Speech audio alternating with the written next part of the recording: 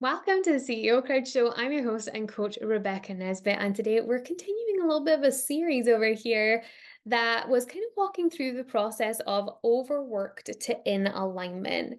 And today we're talking about this idea of overcoming the good entrepreneur through the lens of conditioning. So, if you're someone who is like deep in hustle culture, who's read all the books, you've done all the things, and you can't understand why things aren't working or happening, then this is a conversation for you because these three things I'm about to share with you are things that I believe society has placed on entrepreneurs, and it's time to break free of that. So, we have to start with understanding what conditioning even means in the first place. And conditioning is a learning process. It's how we make sense of the world. It comes from your past experiences. It could be from family or childhood, society, your upbringing, social media, definitely nowadays. And it's how you form beliefs. You either see something mirrored to you so many times, it's almost like marketing. If you see it 21 times, you're going to buy. You see it so many times, or you see it one time and it just has such a deep effect on you that you take that as truth. And we are fed a lot of conditioning. And I know that there is some inner child, some inner teenager work that you can get into. And I definitely did that, my friend, and I highly recommend it. Today, what we're talking about is specifically when it comes to the entrepreneur space, and three things that I hear quite a lot that I think it's time that we saw differently. So now that my feet are planted firmly on the floor, we're ready. And we're going to start with number one is this I need balance. I hear this all the time here in our community. I hear it from CEOs at networking calls. I see it in Facebook groups. I see it all over my entrepreneur friends, social medias. We're all talking about this like need for balance. I see it in a lot of marketing. Come and get the perfect work life balance, or come to this masterclass and design your perfect work life rhythm. And it's so interesting how dangerously close to perfect the word balance has become. So I definitely encourage you to look at what does balance mean to you, because if you cannot define what balance means to you, it's not everything in equal proportion, because I'm pretty sure that you don't want to spend the same amount of time with a person that you've just met as you do with your partner. So it's not everything in equal proportion, the typical understanding of balance, it's different. But look at what balance actually means, because I think you'll find that most of the time it actually means perfect. How do I do all these things perfectly? And something I came up against when it came to this concept of balance and perfection was I went to an event and I had spoken about we'd had a huge January in our business, and the month after I was like I needed to take some time off. Like I then got into this place of like I need to rest and I need to take time out, and I took my foot off the gas at a time where I felt like I should have been pushing my foot on the gas. And I was speaking to an I think, eight-figure entrepreneur. And it was her event. And she said, you need to look at what your perfect day looks like. You need to write it down and you need to live that perfect day. And while I understand conceptually that, I had the most resistance and the hardest time with this idea of a perfect day, because what if you wake up and it's different? Like, what if you wake up and you're not like, my perfect day is like I bounce out of bed and I'm so happy to be awake at 4 a.m. What if it's not like that? What if it is not like that? So I just had such huge resistance to this idea of the perfect day, because I was trying to figure out what would a really balanced day look like in terms of my energy. And I'm a woman in this world, so my energy is cyclical, so it's not the same every day. Like we love our male counterparts in this house, but dear Lord, we are different, and I don't run the same. I do not run the same way. So a perfect day for me has to look different in each phase, and it has to look different based on what's important to me. And this really helped me with this conversation around balance. I actually stopped listening to a lot of the noise around balance and work life balance and work life rhythms and whatever they want to call it next, so that it doesn't sound like balance.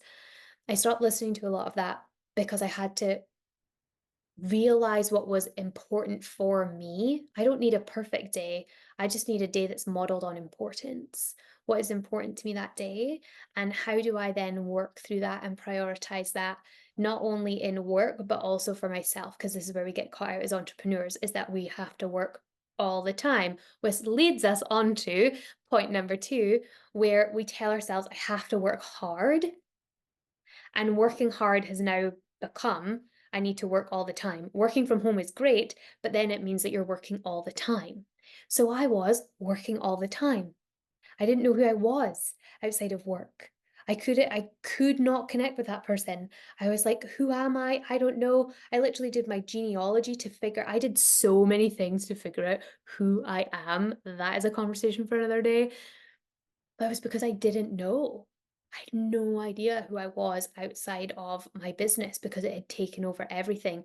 And we are told that that's a good thing. We're told you're going to eat glass for 5 years. And we think it's desirable because then we'll get to be free. Well, do you know what? I know I come from a place of privilege when I say this, but I am free right now.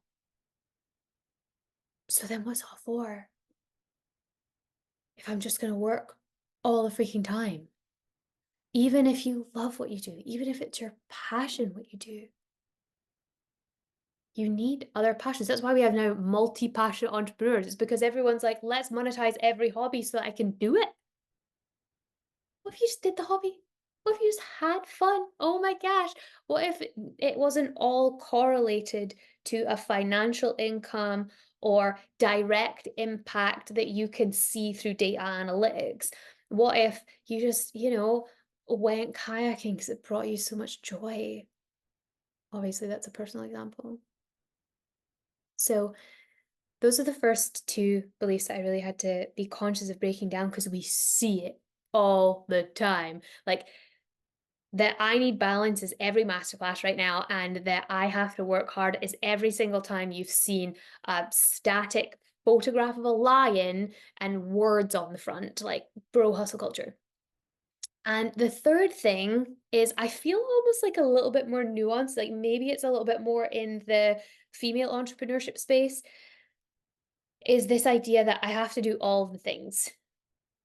Especially for women, I have to be the mom, I have to be the sister, I have to be the friend, I have to be the partner, I have to be the entrepreneur, I have to be the provider, because we now also share in that providing role.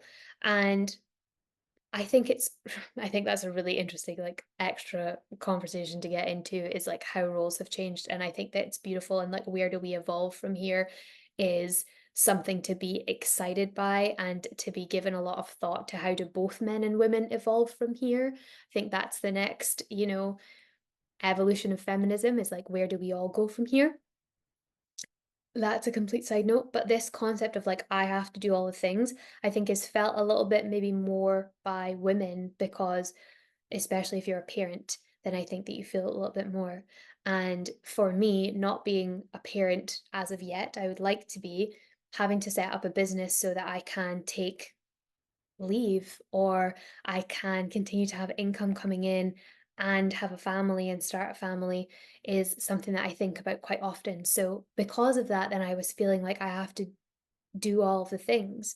And what's really interesting is that most people that are extremely successful aren't doing all the things. They have teams and they might have a bunch of different products, but it's probably been built over a really long period of time. And when that comes down to a granular level, if you're just starting out and you're the solopreneur, you become spread very thin because you're trying to do all things. Maybe you're trying to write the book and you're trying to deliver the masterclasses and you're trying to do the events and you're trying to do the podcast and you're trying to do the YouTube and you're trying to be on every platform. And it's just too much because you can't then do what you do well because you're so concerned about going on to the next thing. And I think that these three really intertwine, this like need for balance, this have to work hard, and this I have to do all the things because they feed into and off of each other. And we're told all of the time that like this is the right way for entrepreneurship because everyone that's successful has done this. But I understand the counter argument because when you hear people that are successful, they're like, everyone that's successful has done this. No one who's successful has not done this. But there are so many people who aren't successful, depending on your meaning of success, I think that we have to preface that, that have actually done all the things. They ate glass for 5 years. They went on their social media 3 times a day. They didn't freaking blow up. And what about them? It's not like a guaranteed entry. It may be a prerequisite, but it's not a guaranteed entry that you're going to be the number one motivational speaker in the world or the best coach ever or the go-to service provider for people's copy or their websites. Like, it's not a guarantee. So what if we could enjoy the journey is really what I learned from conditioning. There's agreement if you're watching them. So I hope that this has been a really interesting conversation for conditioning around especially entrepreneurship. And I do believe that this awareness of conditioning and things that you're seeing that maybe you'll start to see them a little bit more now because you have this knowledge, but I hope that it gives you compassion, which allows you to move forwards and not like shame spiral. Instead, like, let's break the conditioning that you do feel is holding you back, because something I heard, I believe on a podcast, is shame is the difference between our soul and our conditioning. And if you're conditioned to be this like high flying entrepreneur that does all the things, and that's very much where I came from, and then your soul is like, my soul is calling me to like go outside. My soul is like calling me to just like chill. My soul is calling me to learn and to spend like soulful time with my friends and to hang out with my partner. Like, my soul is calling me to have fun and joy. My soul is not calling for me to like work every single second of the day. And if there's so much pull between the two and you feel this like deep, deep shame, you're just going to pick one and ignore the other. And typically we'll pick the conditioning and we'll ignore our soul. And then that's where we are so unfulfilled, unhappy, and you've not smiled in 6 months. I don't want that to be you because it was me and it sucked. So it's now no longer. And if you're like loving these conversations, definitely come back next week because we're going a little bit deeper again. And if this conversation has felt like a vibe to you, then definitely come to our next CEO Crowd networking event. Our networking events are set up to give you the mic to promote your business and to share your thoughts on topics like this. We always have a question of the week and we want to hear your thoughts. So until we see you at CEO Crowd networking or next week, we'll be over here believing in you.